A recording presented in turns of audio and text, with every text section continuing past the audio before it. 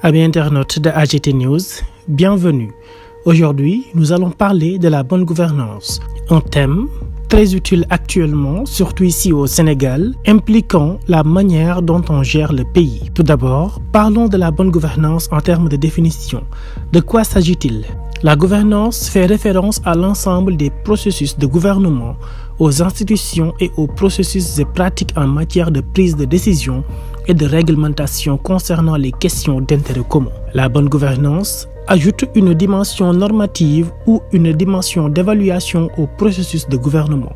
Du point de vue des droits de l'homme, elle fait avant tout référence au processus par lequel les institutions publiques conduisent des affaires publiques, gèrent des ressources publiques et garantissent la réalisation des droits de l'homme. Bien qu'il n'existe pas de définition internationalement reconnue de ce qu'on appelle la bonne gouvernance, celle-ci peut couvrir les thèmes suivants: le respect des droits de l'homme, l'état de droit, le pluralisme politique, la transparence et l'application du principe de responsabilité dans les procédures et dans les activités des institutions, l'efficience et l'efficacité du secteur public, la légitimité, l'accès à la connaissance, à l'information et à l'éducation, la disponibilité des moyens d'action politique, l'équité, la viabilité, des attitudes et des valeurs qui favorisent la responsabilité, la solidarité et la tolérance.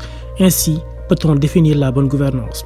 En résumé, la bonne gouvernance est liée au processus des résultats politiques et institutionnels nécessaires pour atteindre des objectifs de développement. Le véritable test d'une bonne gouvernance est la mesure dans laquelle elle tient ses promesses en matière de droits de l'homme, droits civils, culturels, économiques, politiques et sociaux. La question clé est la suivante: les institutions de gouvernance garantissent-elles de manière efficace le droit à la santé, à un logement convenable, à une alimentation suffisante, à une éducation de qualité, à une justice équitable et à la sécurité de la personne? Voilà pourquoi nous sommes obligés de se poser la question à savoir quels sont les piliers de la bonne gouvernance. Le Conseil des droits de l'homme a reconnu que les piliers de la bonne gouvernance étaient la transparence, la responsabilité, l'obligation de rendre compte de ses actes, la participation, la capacité de répondre aux besoins de la population. Tels sont les piliers de la bonne gouvernance, selon le Conseil des droits de l'homme. De ce fait, nous pouvons affirmer que la bonne gouvernance est la condition sine qua non pour un pays d'atteindre ses objectifs par rapport au développement. Comment pouvons-nous développer un Sénégal actuellement avec un gouvernement qui fait ce qu'il veut? Comment pouvons-nous développer le Sénégal avec un gouvernement qui est toujours en conflit avec l'opposition? Comment pouvons-nous diriger un Sénégal vers l'émergence et le développement si les personnes qui incarnent les institutions de la République ne pèsent pas le poids par rapport aux valeurs morales, juridiques, mais surtout par rapport à l'éthique et à la déontologie? Rappelons-nous de la leçon inaugurale de Kéba Mbaye qu'il avait eu à tenir lors d'une conférence à l'université Cheikh Anta Diop de Dakar, là où il parlait de l'éthique, aujourd'hui. Un message que nous aurons un jour à vous présenter, car ce discours renferme de nombreux passages que les Sénégalais devraient apprendre par cœur. Surtout ceux qui incarnent, on l'a dit tout à l'heure, nos institutions.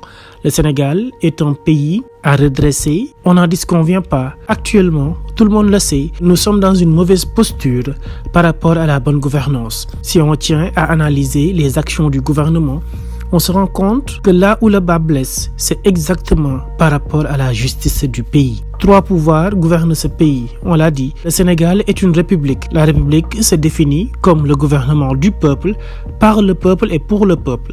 Ces 3 termes renferment 3 pouvoirs: le pouvoir exécutif, le pouvoir législatif et le pouvoir judiciaire. Ces 3 pouvoirs permettent de mettre en œuvre toutes les actions de l'État et en même temps organiser le pays de manière à ce que chacun puisse savoir ce qu'il attend et aussi ce qu'il attend de son pays. Tout le monde a fait le constat que le pouvoir exécutif incarné par le président de la République Macky Sall fait défaut actuellement. Un pouvoir contesté dans ce pays où tout le monde pense que le président Macky Sall et ses compagnons ne font rien d'autre que garantir la transhumance, la corruption, mais surtout la mauvaise gestion des ressources du pays. Un pouvoir incarné par des personnes le plus souvent citées dans des activités calamiteuses et qui ne sont pas interpellées par la justice du pays. Tout le monde le dit, la justice au Sénégal est une justice à deux vitesses. La justice pour le pouvoir et la justice pour l'opposition. Nombreux sont les opposants qui actuellement sont en prison. Des opposants qui n'ont fait rien de grave comparé à ceux qui se trouvent actuellement au niveau du pouvoir.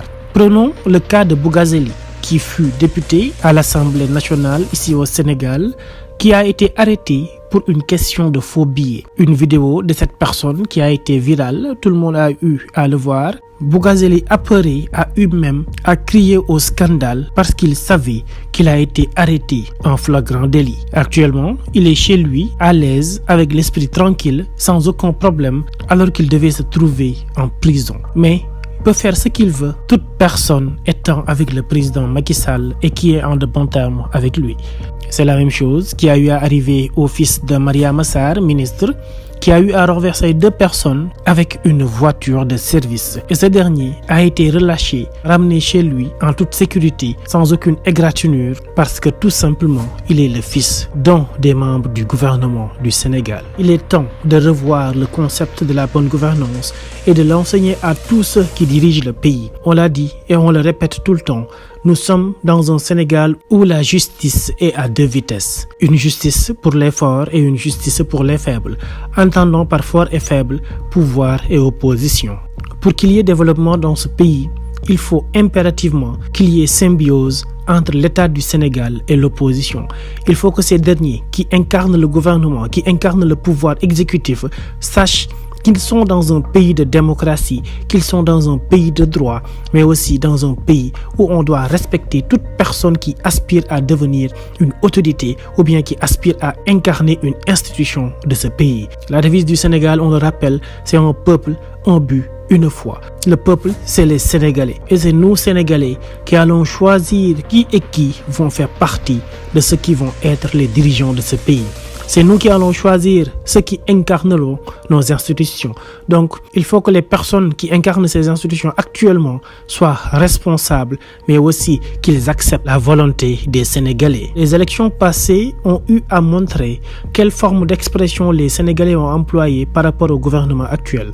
Les élections locales et les élections législatives ont montré que les Sénégalais s'attachent plus à l'opposition qu'au pouvoir. Les résultats le justifient, car tout le monde a vu que l'opposition a eu à gagner les grandes villes, contrairement au pouvoir actuel dont le leader est le président Macky Sall. Comme nous avions à le dire à l'entame de nos propos, bientôt nous allons vous proposer une chronique où on va revenir sur le discours inaugural de Kéba Mbaye qu'il a eu à tenir à l'université Cheikh Anta Diop de Dakar, où il parlait de l'éthique.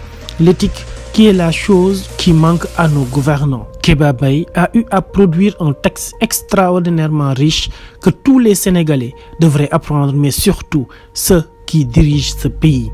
Macky Sall et ses compagnons devraient tous les jours lire le discours de Kéba Mbaye portant sur l'éthique.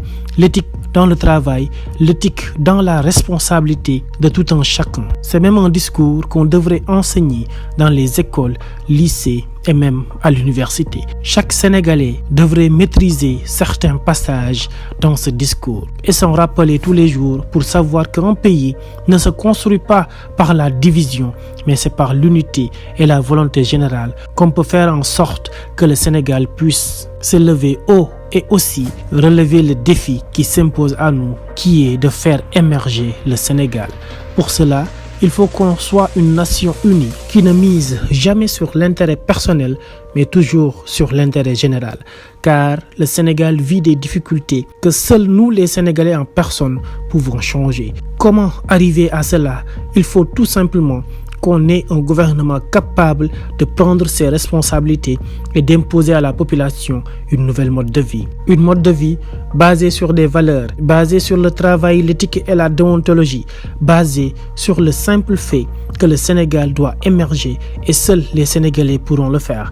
Ni les Chinois, ni les Français, ni les Américains ne viendront au Sénégal pour booster notre économie, pour faire en sorte que nous soyons un pays développé. C'est seuls les Sénégalais qui peuvent faire en sorte que le pays soit entendu de partout dans le monde.